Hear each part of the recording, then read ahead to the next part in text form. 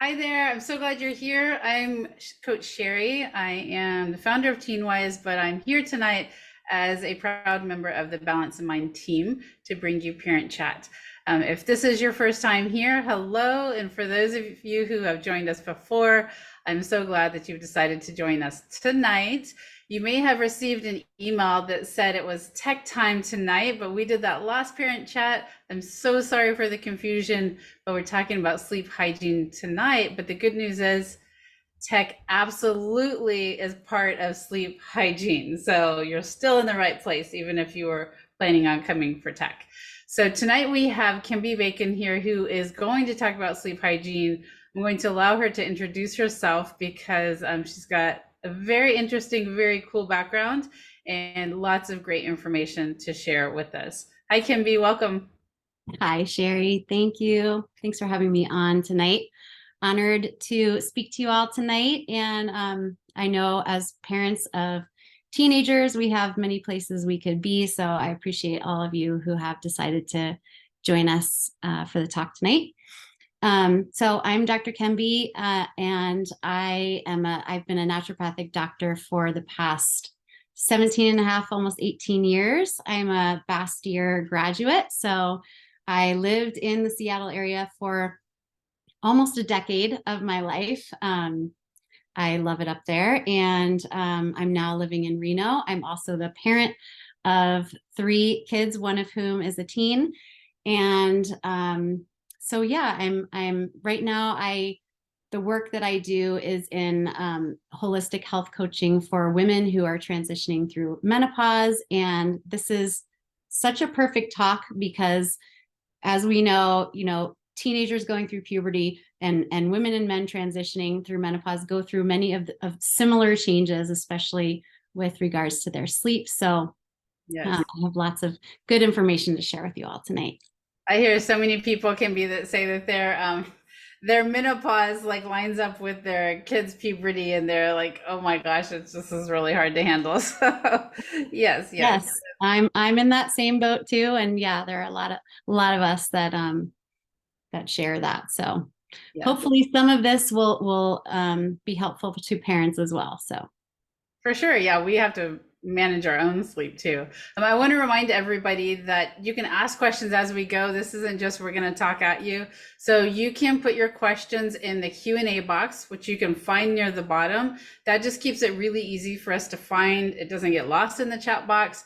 But you can also put comments that you have in the chat box, and we'll be asking you some questions as well. And you can put the answers to those questions in the chat box. You can do it anonymously if you'd like. We'll see who it's from, but everybody else won't. You can just do that there's a little arrow that you can say just the host and panelist. So feel free to use that too. All right, go ahead. sounds good. So let me share my screen here. I have some slides. Just let me know, Sherry, if you're seeing those. Yeah, we're seeing the Screen. side slides. So if there's a way that you might have to click slideshow there we go. Yep. Okay. Perfect. Okay. So as we talked about, this is sleep support for teens. Sleep is the single most effective thing we can do to reset our brain and body health each day.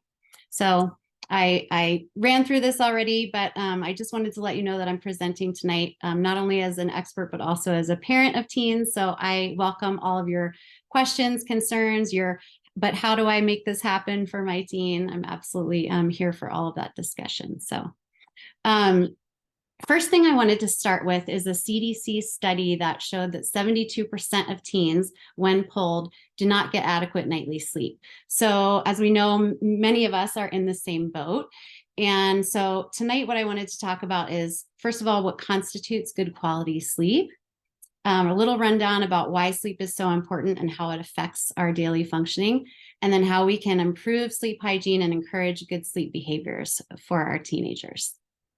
So, very simply, good sleep is 2 things: quantity and quality. So we look at quantity, and this has been well studied, well documented.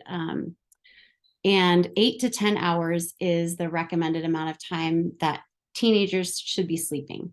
It's slightly more than adults and slightly less than kids. But getting that 8 hours is absolutely essential. And then the quality is the quality of your sleep consists of, number one, staying asleep through the night, so not intermittent waking, and then going through all the stages of sleep. And I'll get into why this is so important.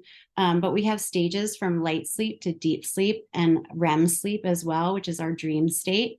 And they're all essential for our growth and recovery, especially replenishing. So the body goes through, as you know, detoxifying and things, but it also rebuilds our brain neurochemistry, our hormones, our digestive enzymes. It integrates our learning through the day. So there's a lot of really important benefits to sleep that if we aren't dropping into the deeper levels of sleep, we're just not getting.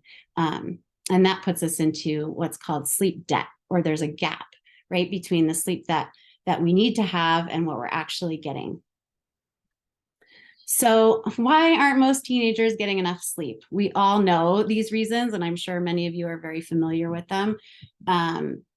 There's a lot of demands on teenagers, right? There's sports and extracurricular activities in the evenings, work commitments, social plans, homework demands get a lot higher, at the high school level.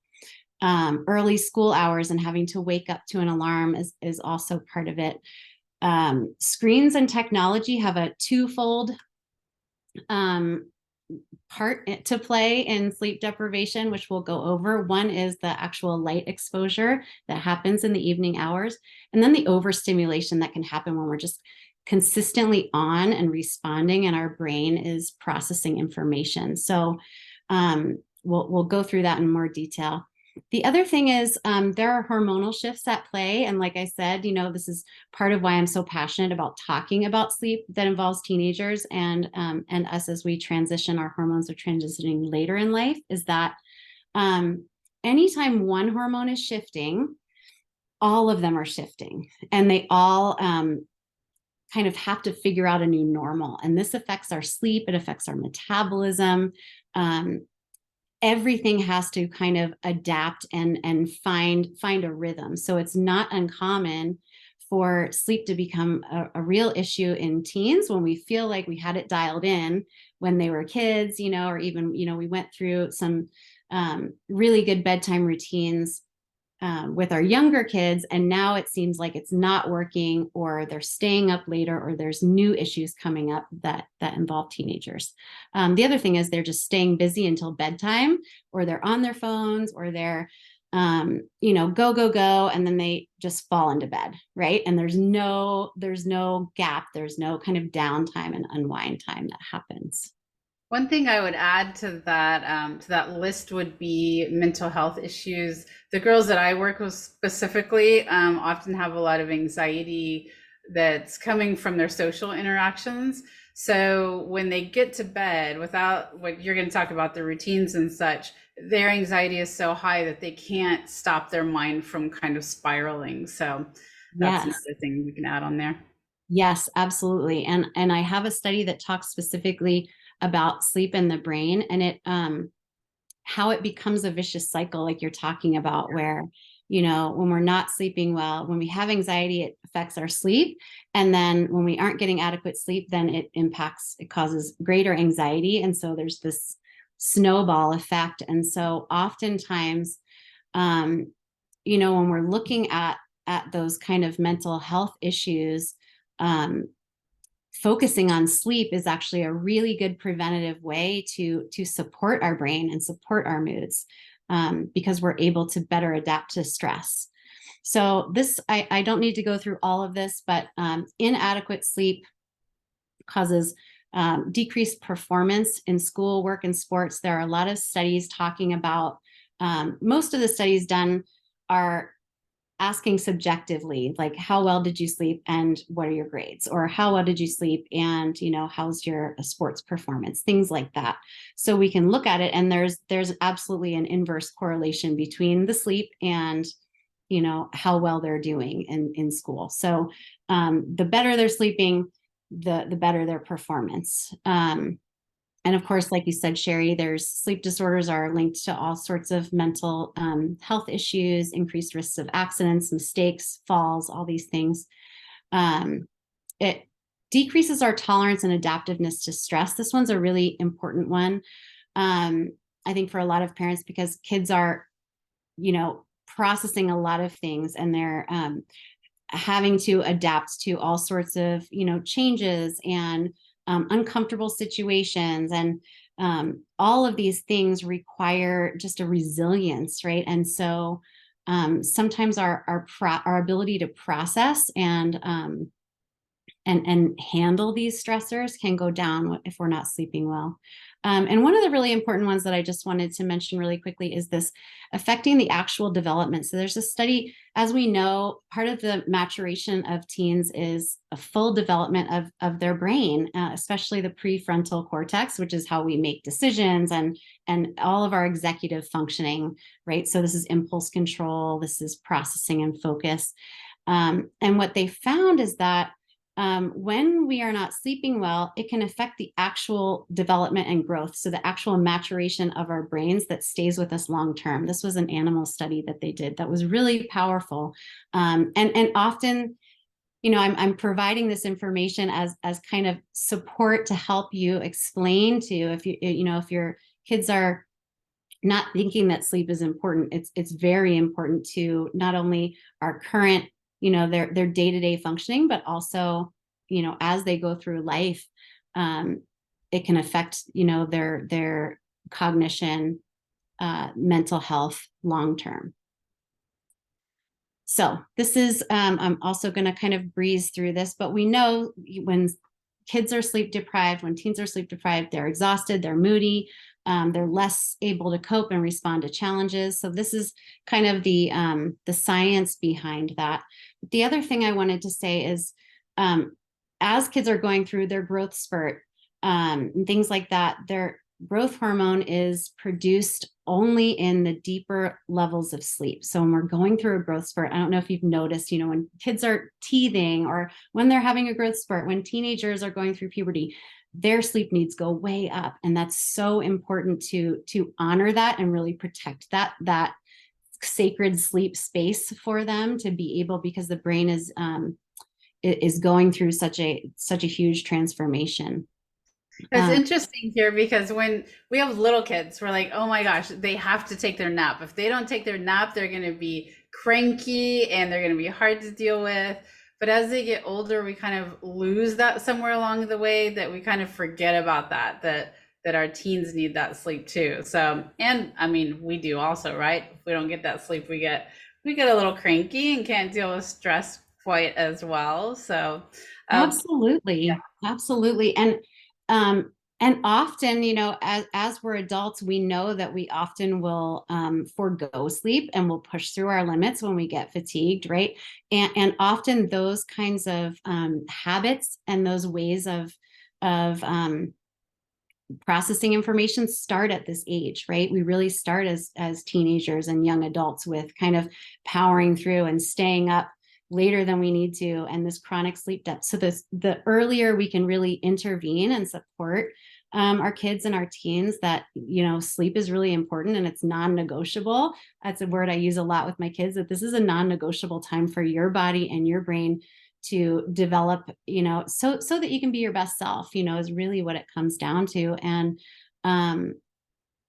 so understanding that sleep is really an active process. It's not just a passive, we're just going to lay here until morning and nothing's happening. So many things are happening.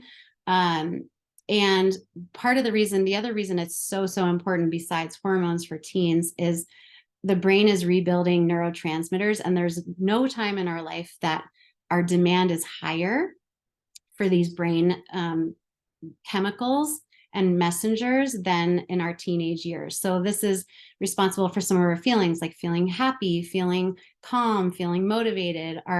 They drive our attention, our learning.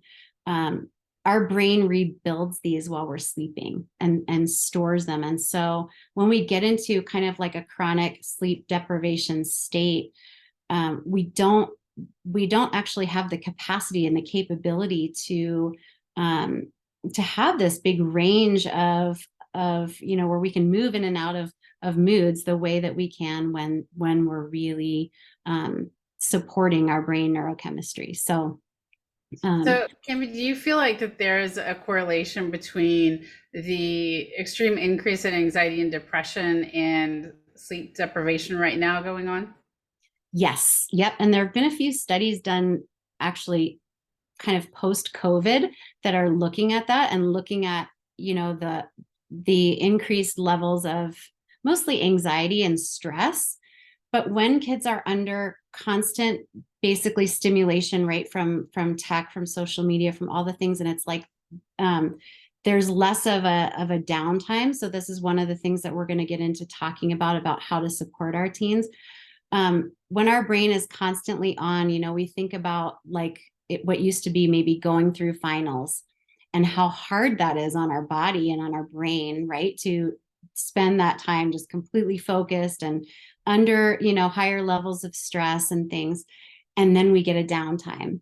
And what's happened, especially in the last few years, is that downtime is almost none, right? Because kids are so scheduled um, and the phones and the technology are always on, and so um, their brain is constantly responding to stimulus, and it really takes a toll. So that's why their need for sleep is a lot higher, even if they don't actually um, understand that need. They'll say, sometimes I'll hear from clients like, but I don't feel tired, Mm-hmm. or I'm not. And so I think making that distinction between, are you getting enough sleep and a good quality sleep to where you're consistently able to wake up and feel ready for the day, and you don't have that brain fatigue. So I have to sometimes separate the physical fatigue that comes from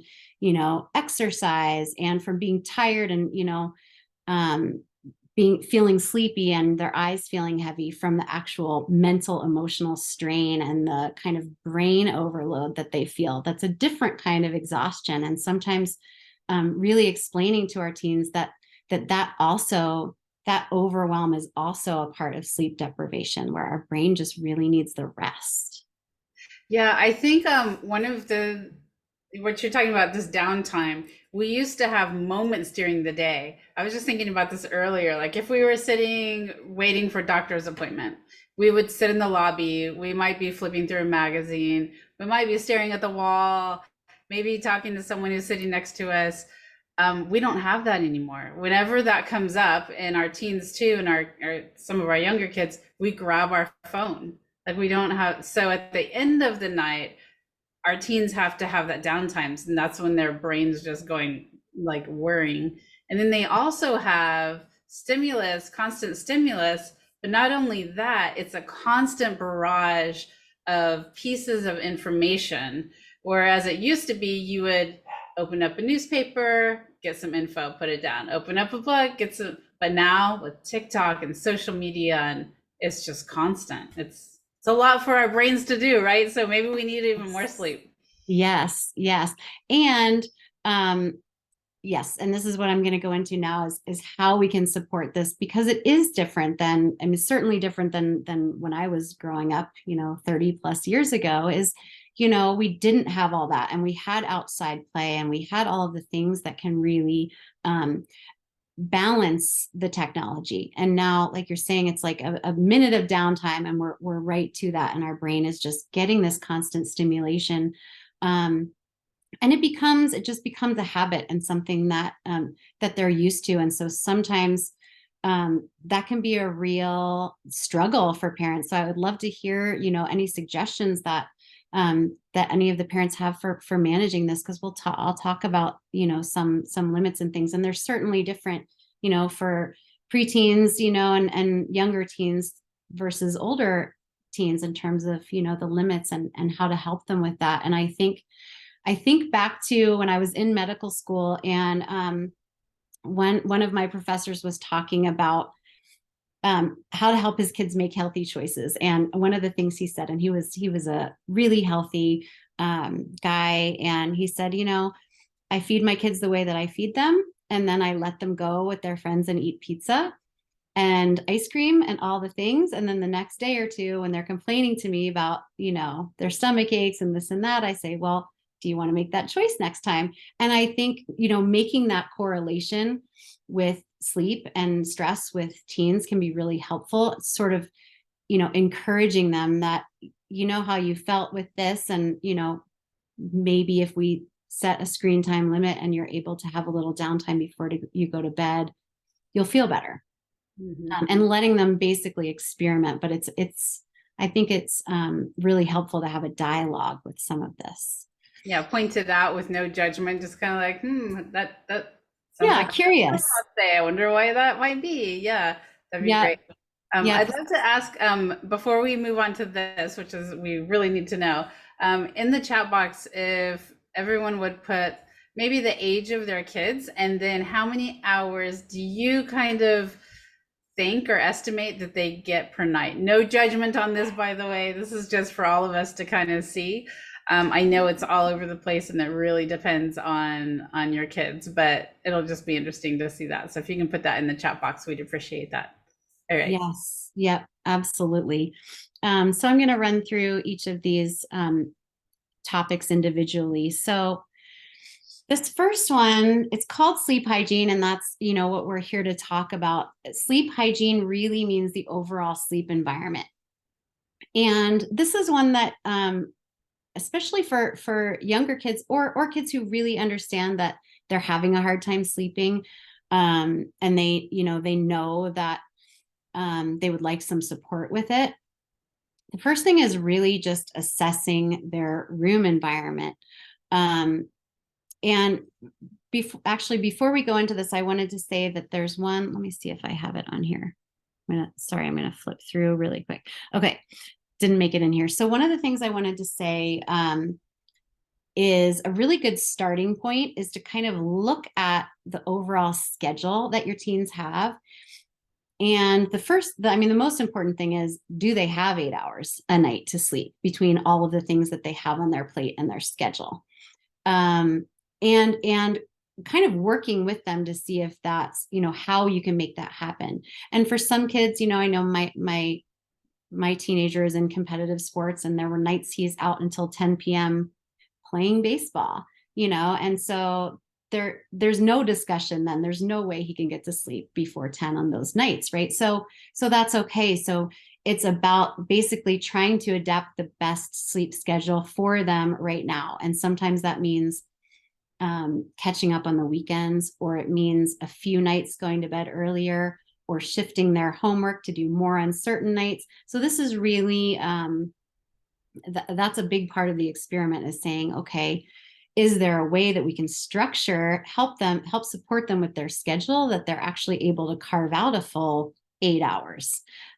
Because I know, for a lot of us, that's a big part of the challenge to begin with. And then we look at, is their room comfortable and all of these other things. But the first thing is actually finding time in the schedule. And we need to do that for ourselves as well, right? Like we have to make sure we get our sleep, and maybe that's role modeling for them too. Yes. And I think this is what you're talking about is so important, especially as our kids get older, when they're choosing, are they going to do 5 AP classes, is thinking about the workload. And is that going to mean that they don't get enough sleep? Or if they are going to schedule, 3 to 4 different extracurriculars, does that mean that then they can't sleep? We have to really put sleep at the forefront, because that affects mental health, as you're talking about, and their maturation and their brain development. So it has to be high on the list of priorities. Absolutely. Absolutely. And then once you have that time carved out, then it's really looking at, and a lot of times it's asking, when you're starting to fall asleep, there's three possibilities. One is I feel ready and I fall asleep, no problem. The other one is I go to fall asleep and my mind is racing, or I'm having a really hard time falling asleep. And the third one that I see actually quite a bit in teens is, it's lights out time and I fall asleep. I'm out, phone in hand. I actually read a study that said when they did a poll, almost 20% of the kids said they had fallen asleep with a device on, with their phone on, with their iPad on, right? And that's a sign of being overtired, right? When we're falling asleep, we're hitting the pillow and we fall asleep with the lights on, or we fall asleep with our device on, that's a good time to kind of be able to breach that conversation and say, hey, if this is happening, this just means you need more sleep, and you're overtired. And what we want is that middle ground where they know it's time to sleep, their body is ready to fall asleep, their room is comfortable, so when they turn off the lights, they're easily falling asleep. Can you So say, like, for the first one, is your room comfortable for you? Do you have some thoughts on what that means? yeah, so a lot of times, I think this is a great place to start when talking about sleep is, does your room feel like a relaxing, calming place? Or do you have, you know, I know a lot of kids keep theirs a mess, my son included. It does not seem to bother him, so I just leave it. Mhm. But for a lot of times, for parents and kids, if there's unfinished work, if they have things that are distracting them in their bedroom, it can be really hard to fall asleep. For some kids, they like to actually it's helpful to actually, put their books away, put their computer away, prepare for school the next day. So it's not sitting out. Even if they have a desk in their room, it's not kind of like glaring at them from the corner of, oh, I didn't, I still need to study for this, or because sometimes those kind of unfinished projects, or I could study more for this test, these kinds of thoughts will impact our ability to fall asleep because our mind, again, can't kind of shut off from that stimulation. Would you recommend, if possible, that their workspace is not in their bedroom? I think it's really individual. Some kids that are having a hard time, or that feel a lot of pressure around school, especially, it can be nice to have it outside the bedroom, where they can't see it, or they have some kind of barrier between the bed area and their desk, or it's kind of in a separate corner. Often, I'll say just try going ahead and clearing it off and putting everything that you have, just putting it away. In the same way that, for some kids, what works really well is actually saying, let's get ready together for school. So lay out your clothes, prepare everything for tomorrow. This is one I learned, mostly from my clients, because a lot of adults, in order to really calm down and release all of the events from today, we need to feel prepared for tomorrow. We need to know what's on our schedule. We need to, even write out a to-do list. And so teenagers really are the same. They store so much in their brain that they're thinking about in terms of anticipating for tomorrow. And, I need to call so-and-so, and I need to, remember to turn this in. And I need to, they have all these like loose ends that I call them, that are floating around, that just affect our nervous system and our ability to kind of say, okay, today, now is time for relaxing, and I don't need to actually do anything else tonight. Can be a really powerful and important thing. So a lot of times, and I'll talk about this with the screens, having kind of like a hard stop limit on all of this stuff that they're doing for school before bed, and saying, like after 9:30 or after 10 o'clock, you're done, can be really helpful for some kids to say, okay, now I can kind of shut down and calm down.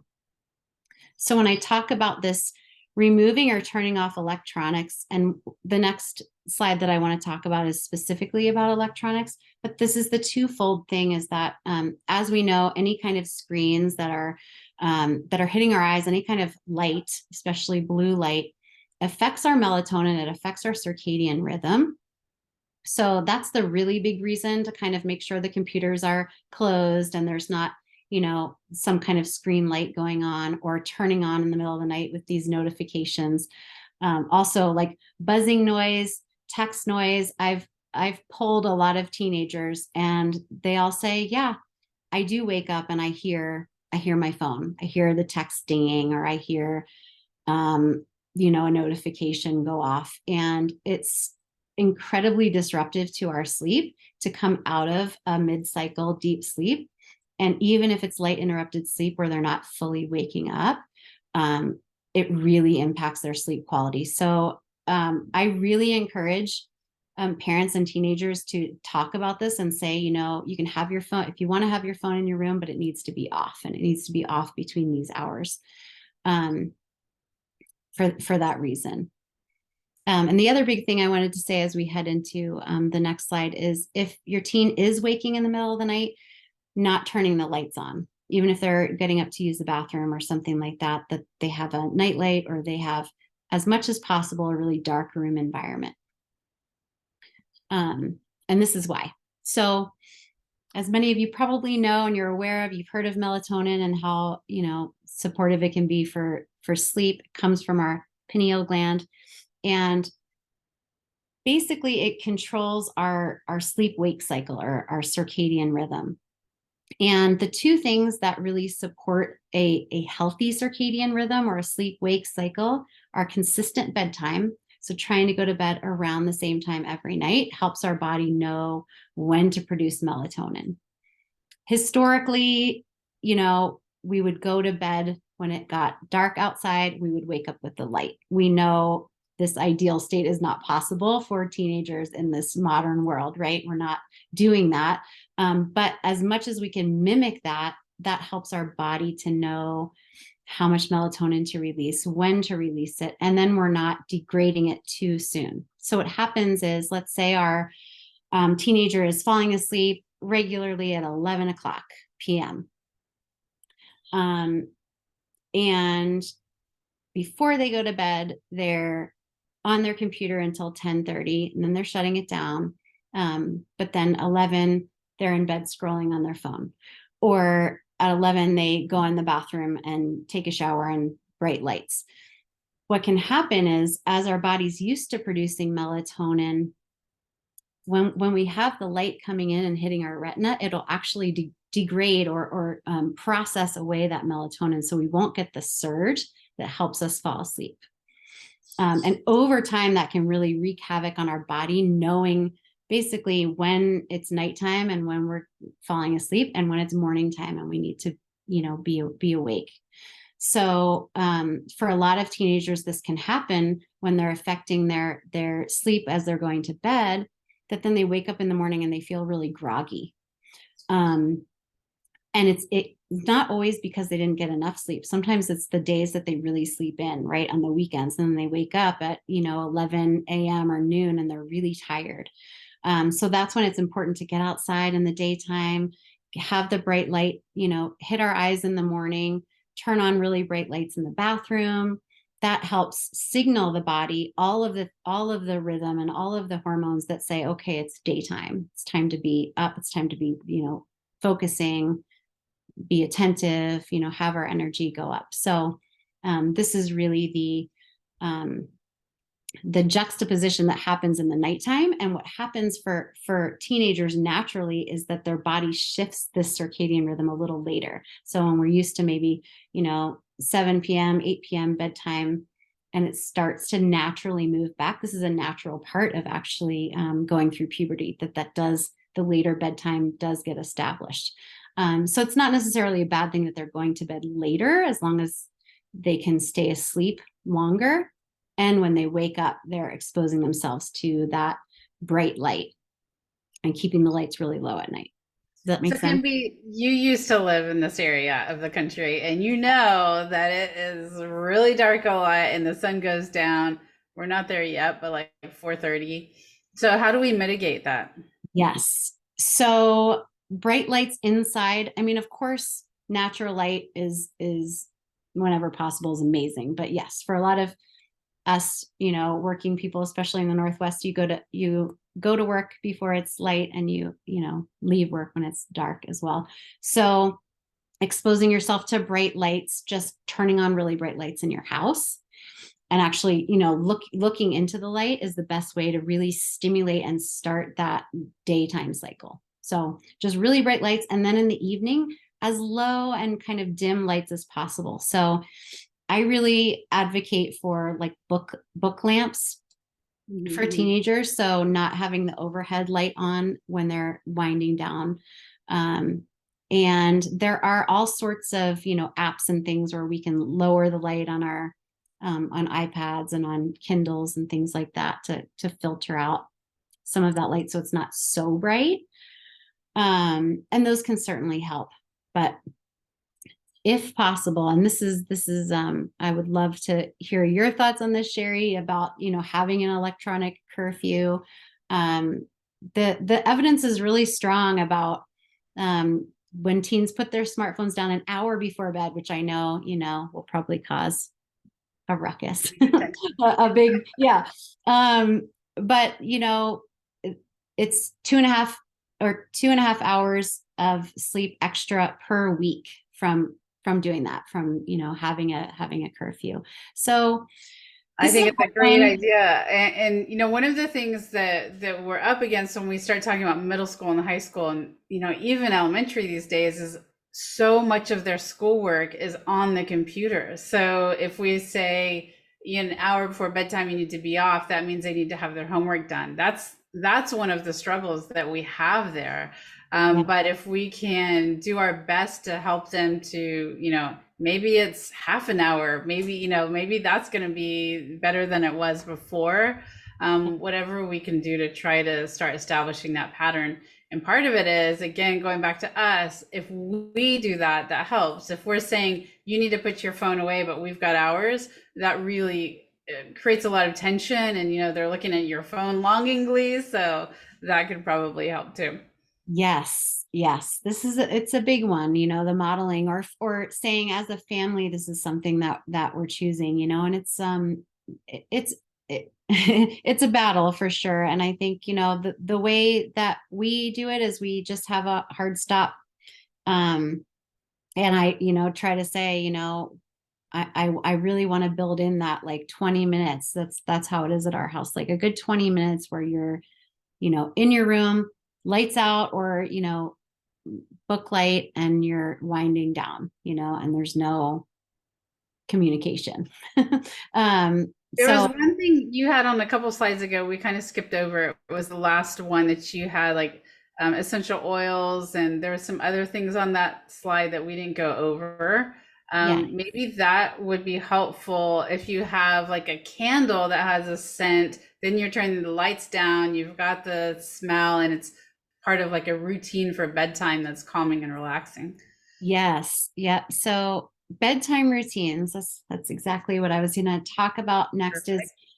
This is a big one, and this is one where we can really start to model and talk to our kids about this. And I talk to a lot of teenagers as they're transitioning to college or after their first year of college. And I'm so happy that you have this group, because there are so many teenagers who and parents who they aren't taught these things. They aren't taught meditation and mindfulness exercises and all of the things that they can be doing, not only to support their mental health, but to help release stress and help them wind down and help them process what they're going through, right? And all of these things can be helpful for bedtime routines as well, because as I said, the biggest, I would say the biggest issue for teenagers with sleep, other than actually carving out the, being able to find the full 8 to 10 hours, is they just have an overactive and overstimulated mind all the time. And so it's almost an impossible thing, and I often tell them, parents, imagine if you hadn't taught, your child how to fall asleep, and you would just set down a baby and walk away, right? They don't have the tools to be able to wind themselves down, right? That's why we, the rocking and swaddling and shushing and all of these, things that are a big part of sleep for kids, for young infants and young kids. We have to do that as teenagers and as adults as well, and so often we're asking our bodies and our minds to do something that's really difficult, which is, I'm going to go, full on, I'm going to, be texting and driving and out and doing sports. And then I'm going to lay down in bed and I'm going to fall right asleep and I'm going to get a great sleep. And that's a really big ask, because we don't have, our nervous system is not given the time to kind of shift into that parasympathetic state, which is when we have the best rest and digestion, right? And so when our nervous system is constantly being stimulated by things in our environment, by responding, and having social interactions and all of these things. We really need some tools to help us manage, and especially teenagers. This is such a great time to support them with all of these tools. So there's kind of, I think of it as kind of two-pronged. One of them is things that help them physically, right? So essential oils for some teens, taking a bath or a shower before bed is a great routine. Reading some kind of relaxing book, nothing too animated or, stressful, or mysteries or things like that. It can be really helpful. And the goal just being what relaxes you, what do you enjoy that kind of just lets you out of your mind and into your body and just, playing or creating or enjoying. So it may even be, it may be art, it may be journaling, just helping them find those things right before then they're in a place where they're under a lot of stress, or they're going away to college and they don't feel like they have those tools. So thoughts on that? I would love to hear your thoughts on that, Sherry. Yeah, I think I like to think about when our kids were little and we had bedtime routines, right? And I would actually love to hear in the chat box what people's like little routines were for their toddlers. We can go down memory lane a little bit, but we used to, maybe it was you brushed your teeth together and then you like read a book and then you cuddled in bed a little bit and then they went to bed. Sometimes, but not often, you didn't just like grab your toddler and say, all right, in bed and now go to sleep. We had the routine for them. And somewhere along the way, we lose it. My guess is as homework becomes more of a thing, we lose that routine and it's kind of like, okay, you got to get to bed now. So we have to kind of reteach this idea of having a bedtime routine, like you're saying, so their bodies are like, okay, I know I'm getting ready for bed now. And also it just helps to calm their mind. With so many kids, high anxiety, high depression, this gives them a moment that's for themselves. So if you're kind of talking about this routine in a way that this is for you, this is something that's going to make your life better, rather than I want you to do this and I want you to turn your thing off and I want you to, that we do it collaboratively, then it really helps the process. And for us too, everything that you're saying can be, we can do this too, because we also as parents often shut down the lights, get in bed, and then we can't go to sleep, or we're not getting that good sleep that we need. So this is a really, really good idea. And we just have to be collaborative when we're presenting these ideas. Yes, I love that. And you're so right. It's like it goes from being a shared experience where we're helping and we're supporting our kids to, okay, you go figure it out. Make sure you brush your teeth, make sure you do your homework, but blah, blah, blah, blah, all these things, right? These tasks. And while I totally get it and I do it as well, it's like, they're going to bed with, okay, I got to do this. I got to do this. And there's no, and they're on their own for really how to unwind. And so for a lot of them, social media is a way that they have that connection and they, feel like they relax, even though, it might be mindlessly scrolling. That's one way. And so, the way that I approach this with my son is to say, yeah, that is one way. That's one way you could choose to kind of power down from your day and, just kind of check out and prepare for bed. Or there's this, and this. So like providing them other tools is a way for them to go, oh yeah, I actually love how I feel after a bath. I would love to have a bath, and just relax. Or, yeah, I love just listening to, records in my room. And it's their idea because they, there is a transition from kind of us helping them to really, this is now for them to be able to provide for themselves, and have these tools that they can go to when they're feeling overwhelmed, anxious. And it's not only with sleep, it's anytime during the day when they're feeling overstimulated, they can go find a quiet space and breathe and, do some of these things that can really help to kind of support their brains to kind of go, okay, it's okay to take a pause. It doesn't have to be only at night. And I So know I'm in the chat box and people had said how much sleep their kids get and what ages they are. So yes, we've got some people with younger kids, which is great because it's going to be even easier for you to create this idea of a bedtime routine and just keep that up even when they hit middle school. yes, absolutely. Thank you. Yeah, I'm looking at these and yeah, it definitely, I have a 13-year-old and I have twins who are 8. And I know for my older son, it became, the more scheduled things he had, like the later nights with sports and things like that, the harder it was. And that was when it became really important to say, okay, we're going to really protect this bedtime routine, because if you eat dinner too late, if you're eating dinner at 10:30 and then you still need to check your homework and you still need to unwind, it's too late.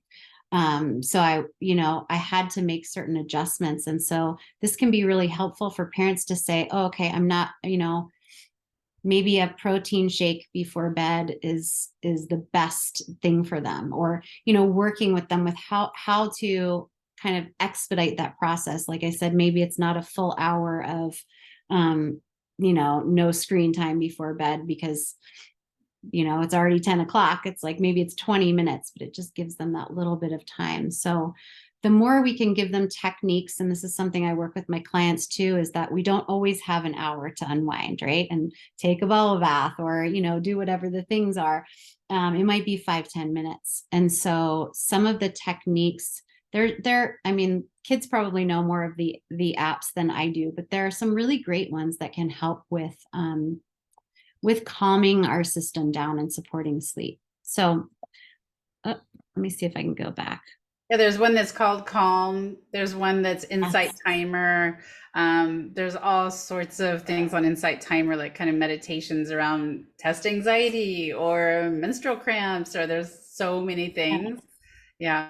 One of the things that, as we're helping them to create their routine, their bedtime routine, it can feel like we're kind of making them younger, right? And at middle school, high school, they want to feel older. So one of the things you can do is like to create, like have a journal, a nice pen, have a cup of tea, like some sort of, tea that's not caffeinated, of course, and create like a little corner for them. This is where they're going to go for that nighttime routine of writing in their journal, having their mug, and their tea, and just having that moment where they're going to feel kind of older like that. And so that may be one way to get them to talk them into it. That's such a great point. And this is a debate we've had in my house with my older one who wants to feel older. And part of that is going to sleep later. In his mind, and I had to explain to him his school starts earlier. So that's a no. And so we had to figure out other ways that he could have that feeling that, he's getting a little bit different approach than his brother and sister. And what we do that's worked for us is he still has quiet time in his room where he's able to be by himself while we're going through like the sleep routine with the littles and helping them, brush their teeth and things like that. But since he has to be up for his school that starts at 8 o'clock and theirs doesn't start till 9, it's just, I've just explained you don't get enough sleep if you're staying up later. But you can do this or that instead. So I think it's really helpful for them to understand the why behind some of the requests and kind of say, you want to be your best, not only on a day-to-day basis, but in general. And it's really hard to not get good quality sleep during the weekdays and try to make it up on the weekends just doesn't work out for a variety of reasons. But so the more sleep we can get during the day, during the school week, the better. So the one thing I wanted to say, and then maybe we can just chat or open it up to questions, is and there are a lot of really good guided imageries, but the one that I wanted to share with you all tonight is a technique called progressive relaxation technique. So if any of you are well versed in meditation or guided imagery, I would love to know if anyone has ever tried this before. It's one of my favorites, both for adults and for teens. And the reason is because it's a more active type of meditation, and it can be a really fun one for kids. So I started this with my kids when they were really young. So maybe 5 or 6 years old. And this is something sometimes we'll do before sleep together. It's also something that, you know, you can tell your teenagers if they're having a hard time falling asleep because they feel like their mind's still active. This is a really nice way to kind of, it only takes 3 to 5 minutes, and just kind of release and, you know, let the tension go for the day. So what it is, really simply, you take a muscle group from head to toe, you tense it. So you tense all the muscles in your face, tense all of the muscles in your neck as much as you can for about 5 seconds. So I'll just do this for you really briefly. And you're still breathing. Make sure you're breathing. And then you let it go. And you relax those. And then you tense up your shoulders as much as you can, every muscle in your shoulder for about 5 seconds. And then you let it go. And then you do the same thing with your hands, your arms, your fists, all of it. You tense it for a good 5 seconds, hard as you can, as much as you can. And then you relax it. Do the same thing with your stomach, with your back, upper thighs, legs and feet. It takes, as you can see, it takes, you know, maybe a minute or two. They take 5 really deep breaths. This is something that I teach my kids is, you know, just a quick inhale and exhale through the nose, like 4 seconds. And then they just assess, am I holding tension anywhere? Is there anywhere that I feel like, is it in my jaws? Is it in my hands? Is it in my legs? And then they go to that body part again and they tense it while they're breathing, and then they let it go. And then at the end of it, you know, I usually work with my kids, and I teach this to clients too, some kind of mantra or some kind of phrase that they can say to themselves at the very end, like, I'm preparing my body for sleep and I let go of all of the stress from my day. Something really simple like that. It's amazing the difference that can make, because it's a really physical, tangible way for teenagers to kind of go, oh yeah, I felt that. I felt the difference in my body when I was holding tension and then when I let it go. So it's a really simple thing you can share. There are quite a few, what do you call it? I guess, ways to find it on YouTube where you can actually do like a guided progressive relaxation technique. But once they get used to it, it's something that they can just kind of fall back on and do like a check-in. It also helps them just breathe and be in their body and stop thinking. That's a really good one for kids who are anxious. It's really funny when I teach a group of teenagers, I'll ask them the question, where do you go into school when you're really upset? And everybody in unison yells, the bathroom. That's their place to go, right? So this is something they can go to the bathroom if they're about to, you know, break out in tears and do this, what do you call it? Progressive, relaxation technique. Yeah. They can do this to kind of reset their whole system and be like, okay, I got the rest of the day. I can do this. So it's useful in many ways. And I love it because, you know, the act of tensing everything, it gets the stress out of the body actually a lot more effectively than if we're just saying, relax, you know, feel calm. It's like you almost need, you know, you need that, especially for teenagers, they really need that expression. So it really helps them be in their feeling and in their body, and kind of understand that they are holding tension in all of these places. You know, they might really even get an awareness for how that shows up. And like I said, or if they're not breathing, you know, during the day when they're stressed, it's a good way to, like you said, just kind of check in. If they're feeling overwhelmed, they can just do it anywhere, right? Yeah. And have that, have the relaxation that comes. And of course, releasing endorphins, all the things that happen with that really helps the body prepare for sleep. So And one of the things that is really key to remember is we might introduce these to our kids and they roll their eyes and they say we're ridiculous or whatever, but that's okay. It doesn't mean they have to say, yes, oh my gosh, thank you so much for giving me this.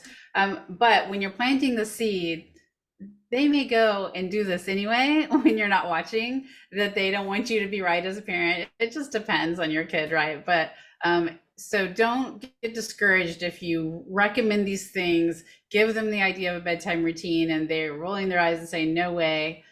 You're giving them the tools, because if you don't introduce it, they most likely are not going to find this methodology to get more sleep. You just got to talk about it. totally. Yep. And everybody's different. And, I'm always talking about this with my clients is find one that really works for you. And, sometimes this is, like you said, it's really about modeling it and saying, I did this and I really slept well. I wanted to share it with you. Or, I noticed you're having a hard time falling asleep and I, found this if you want to check it out. I know, for some kids, stretching, it takes a little bit too long, too much time, but rolling, like those rollers and things, will really work as well. So, but it's just a matter of talking to them about having some tools to help their body, their mind unwind and prepare themselves for sleep. That